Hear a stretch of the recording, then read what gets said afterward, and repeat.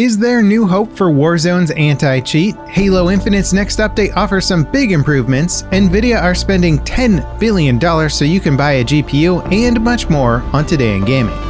Hey guys, LevelCap here. Call of Duty Warzone's custom anti-cheat solution just got some major updates that should make cheating even harder. Evidence of creators having their damage nerfed in real time sprung up on social media over the past few weeks. Activision recently confirmed that this is a mechanic built into Ricochet. It's designed to prevent cheaters from killing other players while giving developers more data to work with. The more data a cheater generates for the devs, the more accurately they can detect cheaters and update protections against them. You may have heard of games forcing cheaters into lobbies with other cheaters. The idea here is to keep cheaters playing without realizing that they've been caught, so their hacking software and cheats can be studied. Damage Shield is essentially the same concept, except it comes with the added benefits of public humiliation. Activision says that they have more cheat mitigation methods in the works to protect players, but held off on revealing them, so the surprise isn't ruined for the cheaters.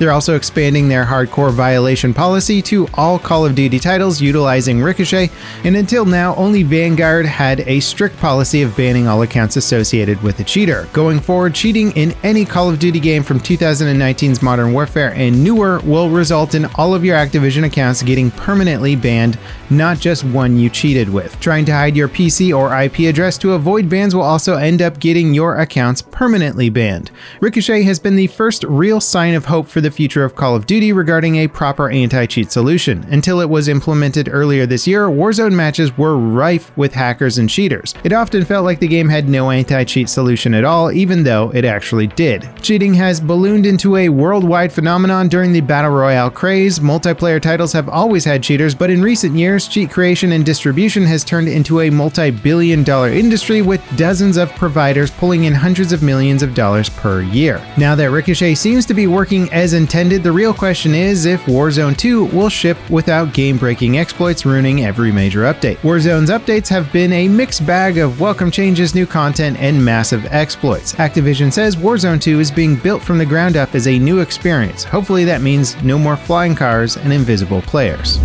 The massively crowd-funded space sim Star Citizen is now offering a free fly promotion. The game is free to play for the rest of the week. Logging in gives you access to 5 free ships and lets you explore without limitations. All you have to do is go to their free fly event page, use the code GETINTOTHEVERSE, and download the game. This is a great way to see how far Star Citizen has come without having to drop a dime. And if you enjoy the event enough that you decide to buy a starter package, make sure to use my referral code. It'll give you some bonus in-game UEC credits, and if you get it while the free fly event is going on, you'll also get the Lodestone armor and sniper rifle pack that actually looks pretty darn cool. Halo Infinite's next update will implement some significant changes. It'll fix broken first-person weapon animations, tweak the motion tracker in Big Team Battle, improve the game's anti-cheat, and add new data collection to iron out unfair deaths around walls. Across the board, you can expect better stability and performance from this update. Networking in general has been a big concern for players, so the new telemetry system that they're adding should lay the groundwork for significant improvements. 343 are also ironing out some lingering issues with Infinite's campaign, such as achievements not unlocking, broken quick resume saves, and bug fixes. Rainbow Six Siege's next year of content looks very promising. Year 7 will introduce 3 new maps, 4 new operators, and crossplay and progression. The first new operator is a Japanese defender named Azami. She has a throwing knife and disperses bulletproof foam. It can cover small holes in walls or windows. It can also be deployed as solid cover in a pinch. This season's first new map is an Irish manor called Emerald Plains. Emerald Plains looks more grounded and realistic, unlike many of Siege's recent maps and map reworks. The second season of Year 7 will introduce a proper shooting range with Ranked 2.0 and permanent arcade modes coming in the following 2 seasons.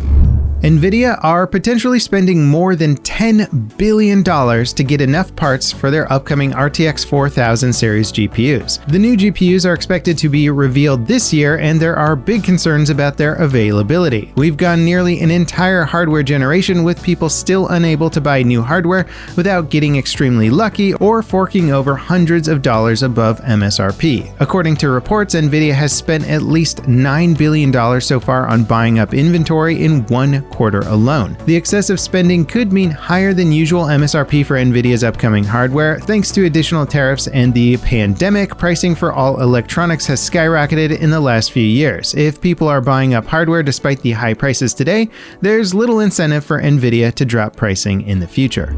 Capcom announced Street Fighter VI. It's the fighting game franchise's first new mainline entry since 2016 Street Fighter V. That game faced heavy scrutiny from the fighting game community over bugs, technical issues, missing content, and more.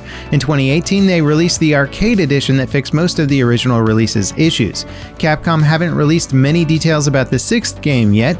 The teaser trailer shows franchise staple Ryu squaring up against a new character from 5 named Luke. The trailer shows more realistic and modern-looking visuals, and this seems like a bolder step towards a more modern presentation. More info will probably be revealed around E3. Total War Warhammer 3 is proving to be the franchise's second most popular title ever on Steam. The Total War real-time strategy franchise goes back to the year 2000, and it's incredible to see the franchise still riding the top of Steam's charts 22 years later. Warhammer 3 is second only to Warhammer 2. It's currently averaging around 100,000 concurrent players. The latest trailer for the open-world melee adventure game Elden Ring is an overview that offers plenty of insight into the experience players can expect. The game is developed by From Software, the guys who made Dark Souls, and it looks like a blend of that game and modern open-world titles like Ghost of Tsushima or Zelda Breath of the Wild. The overview trailer reiterates that Elden Ring's legacy dungeons will offer a ton of additional environments to explore. These dungeons are unique areas that all have their own look and feel. You'll find their entrances scattered throughout the map. They should be pretty challenging areas to finish as well. Elden Ring launches on the 25th. Before we get to our final story today, I just wanted to say thanks for tuning in. We hope your week is off to a good start, and be sure to subscribe if you haven't already to catch the latest gaming news. Destiny 2's Witch Queen expansion drops tomorrow, and unsurprisingly, it makes some concessions for new players. Anyone who resumes an old save or even starts a new one will be at a power level 1350. This is the game's new power floor, and anyone at that rating will be able to start the Witch Queen campaign. You may still run into trouble trying to run higher difficulty areas though, so it's not like you're getting a head start on diehard players or anything like that. The Witch Queen expansion is shaping up to be a fresh start or even a soft reboot of Destiny 2. It'll remove even more paid content from the game's earlier seasons to make room for new experiences, filling gaps in the story while introducing new mechanics and areas. The expansion is a paid release, so if you only own the free-to-play edition of Destiny 2, you'll need to pay a minimum of $40 for the Witch Queen release. And that wraps it up for today in gaming. As always guys, thank you so much for watching, and I'll catch you next time. This is Level Cap, signing off.